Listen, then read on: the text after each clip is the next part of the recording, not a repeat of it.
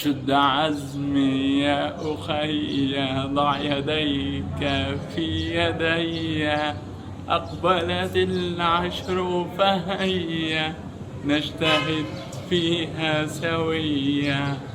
السلام عليكم ورحمة الله وبركاته. أخونا أحباب الله، عاوزكم تعرفوا الدنيا كلها إن أفضل أيام الدنيا أيام العشر من ذي الحجة، تبدأ يوم الأربع، يعني بكرة بعد بكرة إن شاء الله. عاوزين بالله عليكم تعرفوا الدنيا كلها بفضل الأيام دي، وتابعوا معايا وإن شاء الله خير.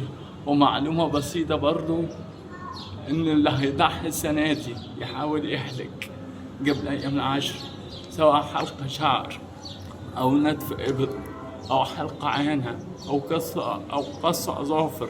دي السنة وده الأجمل وده الأوجه. وكل عام وأنتم إلى الله أقرب. ما تنسوش، اللهم بلغنا إياهم وبارك لنا فيهم.